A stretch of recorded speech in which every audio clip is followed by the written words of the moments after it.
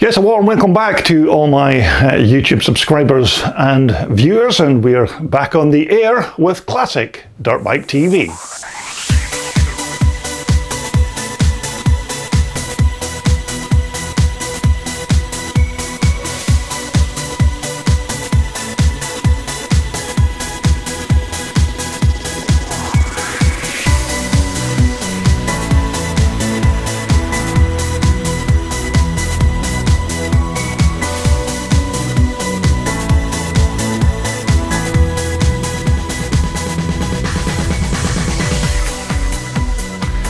Yes, thanks for coming back to Classic Dirt Bike TV. We're a bit behind with our video postings due to having some computer problems. We had to send the box away to get the old doctor to have a look at it, but it appears to be fixed once again. So we're going to crack on with all of the remaining footage that we've got left from Telford 2025, which looks like it's going to turn into 9 episodes, so we've got quite a few bits and pieces to get through before the end of our Telford coverage. So let's crack on now and get into episode 8. So let's take a look at our latest batch of motorcycles from Telford 2025. Right, so we're back again with the penultimate video from this year's Telford Classic Dirt Bike show, and it's been quite a bit of a slog for me personally, filming, editing and narrating all of the footage from this year's show, but I do know that most of my subscribers and casual viewers do appreciate my efforts. But as I said, after this clip here, we still have one more episode left before we conclude what we filmed over the 3 days of the event this year. So let's just crack on with our next collection of classics. And first up, it's this rather nice looking classic trials bike, which was another machine that caught my eye as I was meandering through the Telford halls. But despite my asking, I was unable to gain any kind of information on this bike, and I even left a contact number with the young lad who was manning the stall on the day, in the hope that the owner would message me back with some information on its history or parts. But as yet, unfortunately, no reply was forthcoming. But the only scrap of information that came with this bike was this label here on the front of the number plate stating that it was made in Outlane and it was selling for £9,750 or nearest offer. But as to who or where Outlane is, I haven't the foggiest. Although, having said that, there is a little village called Outlane near Kirklees in West Yorkshire, so this bike could have indeed have been made at that particular place. And so you can imagine that it's quite difficult to speak about a particular bike without any information on it, because this is not your run-of-the-mill common British trials bike that you can just research to get some background on its parts, because I'm pretty sure that this is a special build that somebody's put together, which was one of the attractions that actually drew me onto this bike when I was passing. And as I said, I'm pretty sure that this steel chassis is a specially made up frame, possibly even a bespoke one for a special customer. And looking around it, you can see that it's very well made, but by who or what company, we don't know. Which of course brings us around to our chosen power plant in this machine, which is a big single-cylinder 4-stroke Veloce engine, possibly a 350, because I've seen quite a few of the old 1950s Veloce road bikes with these kind of engines in the chassis, and they do look very similar in appearance. But you can see that it's a pre-unit motor with having the gearbox separate from the engine, because these were the days before unit construction came about, when they'd fit the gearbox inside the engine, which, as is the norm for our modern day motorcycles. And it looks like our big Veloce engines also being used as a stressed member to connect the back of the bike chassis onto the front by using these quite nicely fabricated alloy engine mounting plates, and that motor crankcase skid plate that'll not only add strength to these parts, but it'll also protect those precious crankcases as well. But you can see that it's quite a formidable lump to be used in one of these old school trials motorcycle. Now, again, it's a big bore exhaust on our Veloce engine, which leads on to an alloy tailpipe silencer that's tucked in very neatly there inside the rear part of the bike subframe. And many of these early Brit bikes did have dry clutches on them back in the day, and I'm assuming that that's the case here with our featured engine, which, as you know, the clutch was usually connected to the crankshaft by way of a simple primary chain. And as I said, without having any of the details to hand, it's quite hard to interpret the origins of some of the parts on our Veloce trials, which also goes for these front forks, which I think might even be a pair of Italian Serianis or something similar, but without confirmation. I'm only really in guess mode again, which is the same for the back of our Veloce, and it looks like this bike's also been fitted with a separate oil tank for the engine, because you can see that filler cap there just behind the carburettor. But it's certainly a big bruiser of an engine, and maybe it's not even a 350, but much bigger, so who knows, it might even be a big 500, but it's certainly a sizable lump, that's for sure. And going by the fuel tank here, it's a quite unique design for a fuel storage tank. It looks like it's been deliberately kept long and slim, just to try and keep the narrow profile of the bike, which is quite typical of most trials bikes, of course, but it's still quite nicely made with those Veloce graphics on the side, and naturally made from alloy and not fiberglass, as you'd maybe find on one of these early motorcycles.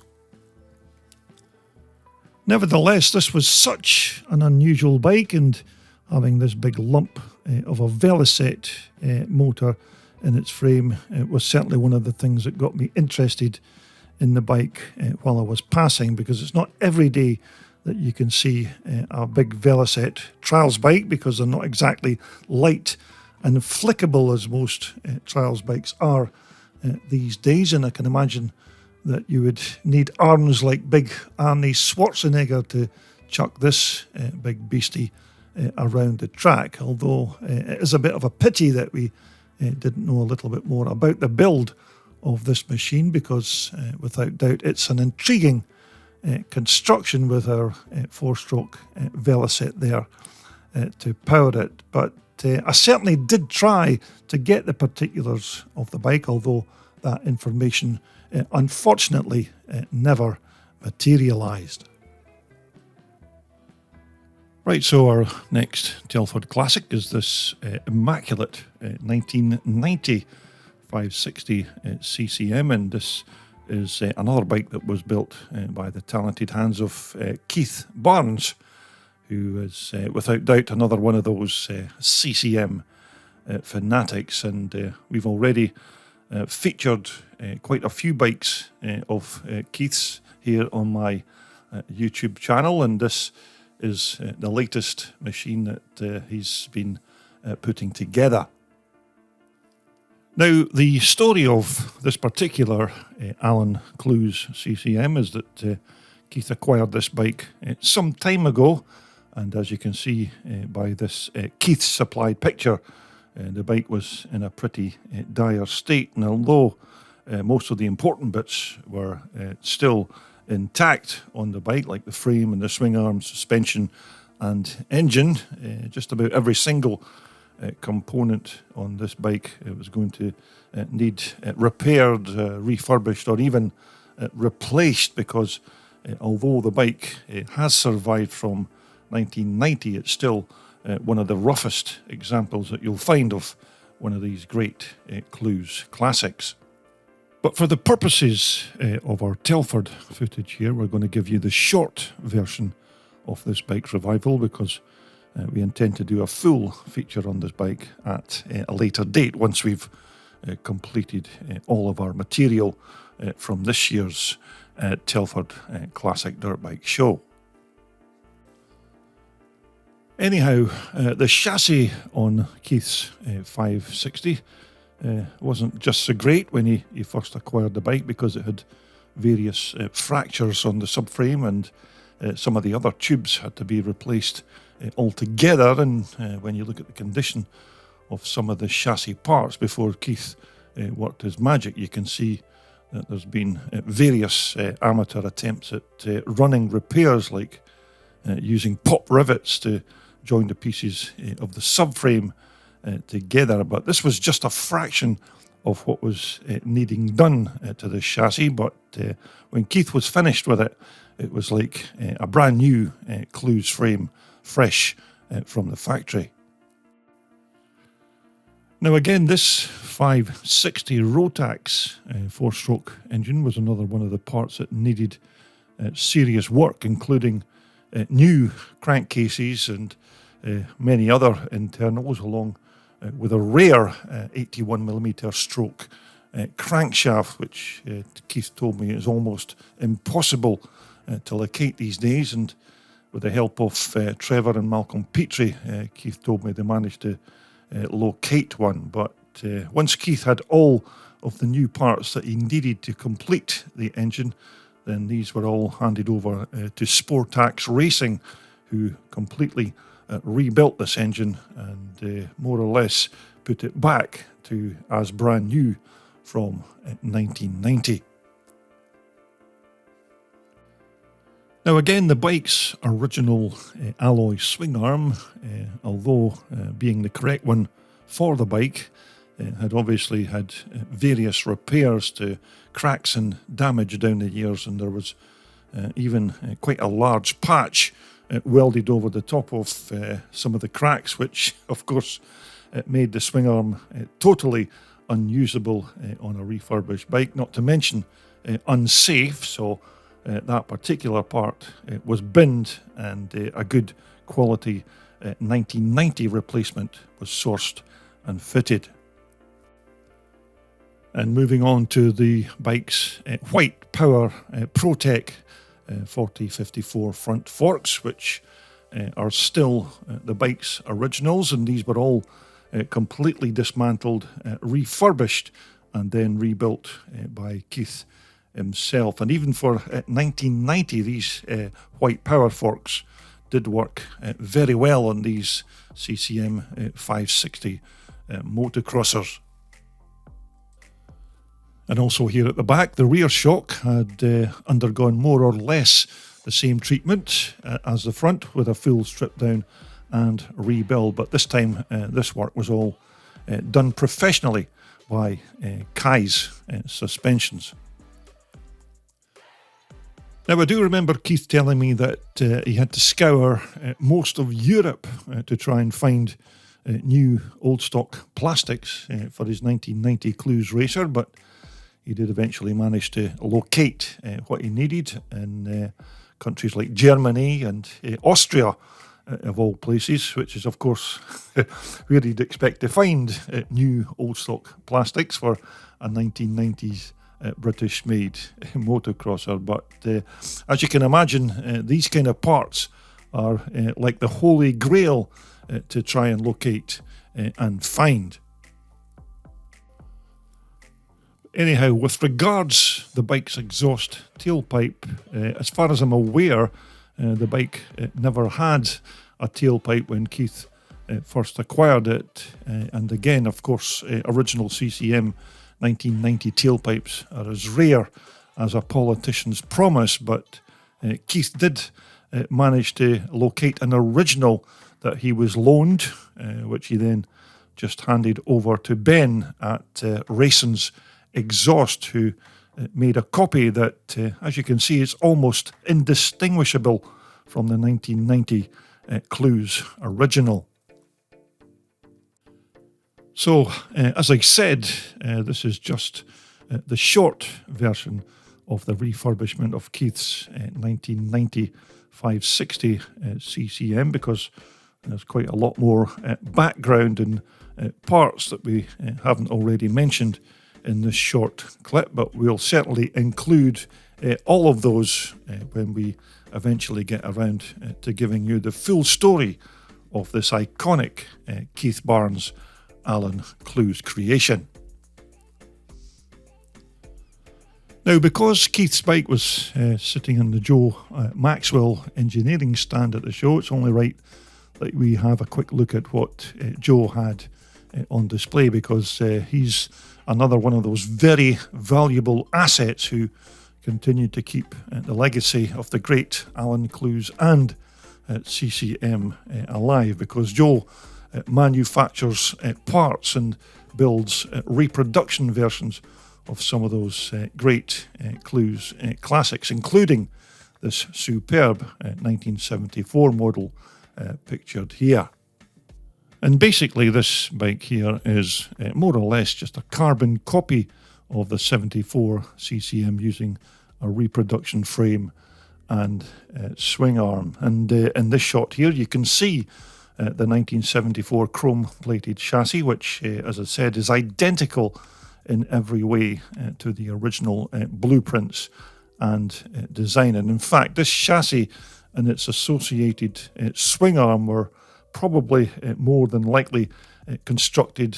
slightly better than the original, because we have much better raw materials now and welding technologies than the Clues company enjoyed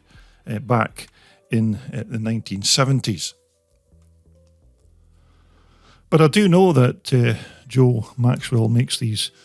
chassis kits from T45 steel tubing, and then the chassis and the swing arm is then chrome plated,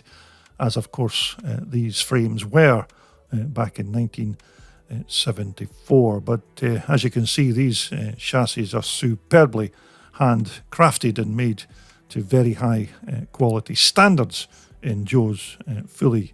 equipped workshop.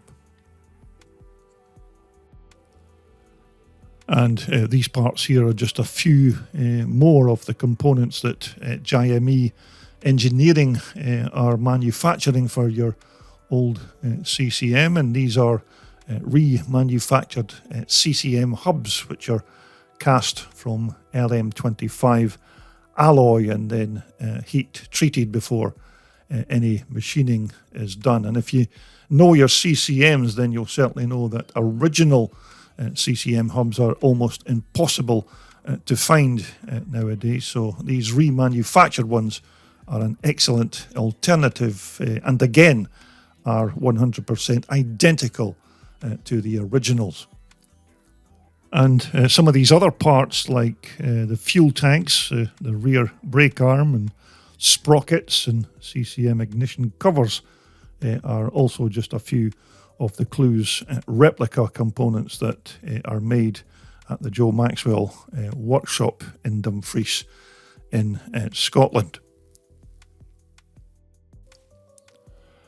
But nevertheless, to the untrained eye, if you were to put an original 1974 CCM side by side with one of these Maxwell remanufactured bikes, it would be quite hard to pick the stock bike from the new version, although naturally if you're a CCM expert, then you'd probably be able to see the subtle differences between the old and the new. But it's thanks to Joe Maxwell and his engineering skills that he's continuing to keep the name of the once great Bolton CCM factory alive. And if you're one of the lucky owners of a CCM bike, and maybe these 1974s in particular, then I'm pretty sure that Joe Maxwell could help you out if you need parts for your precious Clues racer. Right, so next up we've got another rare classic, and this one here is a 1964 HIS Matchless 500, which is an ex-Works International 6 days trial bike, and this machine here is said to be one of 3 that were built by the AMC Corporation, and all 3 bikes were destined to be used by their team of Works riders. And originally the 3 bikes were first registered to Matchless Motors, and they all had consecutive registration numbers as well, with our one here being BGC 978B. Anyhow, the information that was beside this bike said that of the 3 bikes that were initially built, only 2 now survive, with ours here naturally being one of them. And this old timer certainly got quite a lot of history behind it, and it's said that it was raced at the ISTD at Erfurt in 1964, and it was racing alongside none other than the Hollywood legend Steve McQueen, who'd been racing his Triumph at that event. But it was also ridden by Mick Andrews at the Isle of Man in 1965, and in Sweden as well by John Lewis in 1966. But as you can see, there was some quite nice information posted alongside the bike, which was quite handy for me, so that we could get a little background on this machine, which I'm gathering from this piece of documentation is now owned, or at least submitted into the show by John Button. And if you're of a certain age, then you also remember these old school British registration logbooks, or titles if you're watching this video in the USA. And that column there on the right was where you got the post office stamp when you paid your road tax for another year. Anyhow, you can see that our Works HIS is powered by a G80 Matchless 500 4-stroke engine, which for the 1960s, I'm pretty sure, was used on many a Matchless road bike of the time, although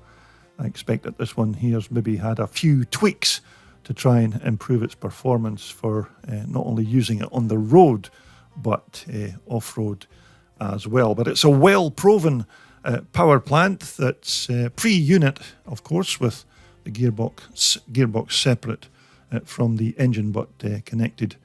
by way of just a simple primary chain. But when I first clapped eyes on this Matchless engine from this left side view, I immediately thought that big lump of an engine had some kind of nitrous oxide system fitted to it to make it fly along the track, although I soon realised that it was actually a canister of compressed air for blowing up the tyres after maybe fixing a puncture, because you can see the 2 tyre levers there alongside it as well, because let's face it, you don't want to be stranded in the middle of nowhere when you're doing a long distance ISDT race event. So as we make our way onto the front end of our ISDT 500, we've probably got a pair of Matchless or maybe even BSA forks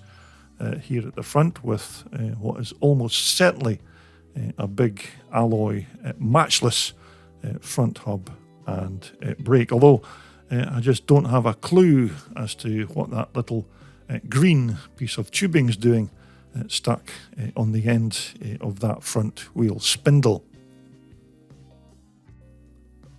And once more here at the back, another Matchless hub, and of course it's Speedo Drive, which is a legal requirement because this bike's also being used on the highway as well. And in this shot here, you can see that tyre connection and tube that's connected to that compressed air bottle, just in case you need to put some air into those front or back tyres.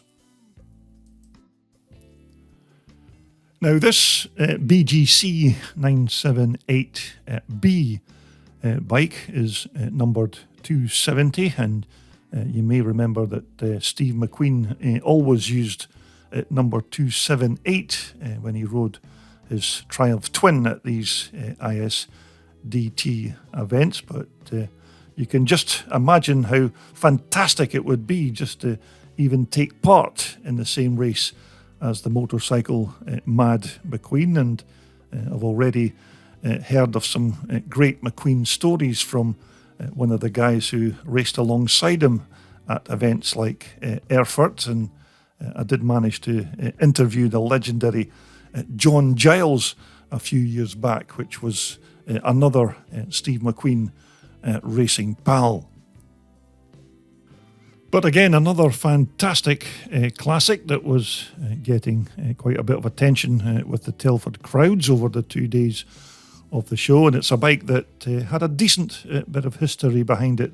as well, with it being only one of 3 bikes made in 1966. So there you have it, an HIS Matchless 500, a proper old school works piece of history. Right, so we're going to conclude this episode 8 from Telford 2025 by taking a look at a few nice Micos from the Christian Marshall collection. And to begin with, it's this 1979 Mico Twin Shock 125. Anyhow, these few examples from Christian Marshall were all sandwiched in among the shiny bikes section, and just as before, it wasn't that easy to get any decent pictures of these bikes, but this 125 from 1979 was certainly another good example of one of these not so common Micos from that year. So this was essentially the baby of the Mico range in that year, because you also had the 250, the 400 and the 440 as well. But the engine in this little 125 was a 2-stroke disc valve induction unit, whereby you had a rotating disc on the end of the crankshaft that at a predetermined time passed a hole in the crankcase, causing the fuel and air mixture from that side-mounted carburetor to enter the cylinder. And for 1979 it was quite unique, although I do remember my old YB100 Yamaha road bike did have a similar induction system, as of course did the little iconic Yamaha FS1E 50cc moped that also had its carb on the end of the crankshaft. But Christian's 125 here isn't, of course, 100% original, as you can see, because most of his Micos have a kind of personal touch and specific paint jobs. So although they may not look like your stock standard bikes from that time period, they're still perfectly usable off-roaders. And you certainly don't see too many of these 125 still taking to the track on a regular basis, but this is still a little belter of a bike from Christian Marshall. And so this was another Christian Marshall machine, and this time it's his 1967 360 Micro, which, as you can see, is about as far from a stock bike as you could ever imagine. But nevertheless, I still like this bike because it's something completely different from your average bog standard Micro, and this blue and red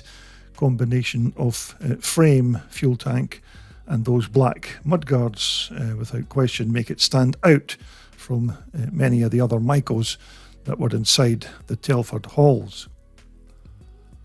So this time, this 1967 bike, as you can see, is powered by a 360 two-stroke piston port engine. It's maybe not the 1967 original motor, because it does look like it's got a much more modern carburetor and intake setup on it. But I'll wager that there'll be a few other non-standard bits and pieces on this engine that we don't know about. But anyhow, first impressions are that, as I said, I quite like this bike and its radical colour scheme. And I don't know if it was actually Christian that built this bike, but he certainly made a cracking job of putting it all together. And whether he actually won any awards for his bikes on the day, I don't know. But you can see that he's got quite a nice pair of blue anodized ACR Talon alloy rims to go with that nice blue chassis, and he must have been up all night with the buffer to get that immaculate shine on those Micro forks and hubs, because at one time I thought I was going to have to put my shades on just to dull down the dazzle from that highly polished alloy.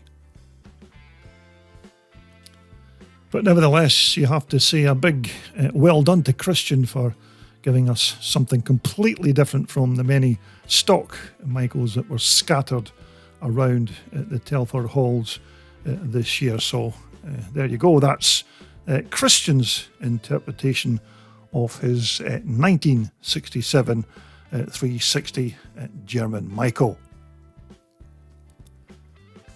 So this was yet another nice Micro that Christian had in the shiny concourse bike section, and this time round it's his 1973 Micro 400, another one that's not original, as you can gather, but nevertheless another very nice piece of kit. So by now you've no doubt gathered that Christian doesn't want his bikes to look exactly the same as all the other hundreds of thousands of Micros around the globe, and it's pretty obvious that he wants to put his own spin on what these old German racers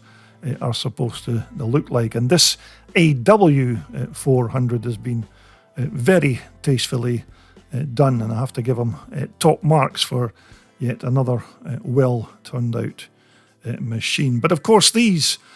top marks would have had to be maybe recalculated if he'd fitted black rims to this lovely bike, but thankfully he's gone for a nice pair of gold anodized XL wheels, which I have to say do look fantastic and absolutely perfect on this 1970s classic. And you may also remember it was the great German Micro factory rider Adolf Wheel who put these bikes on the world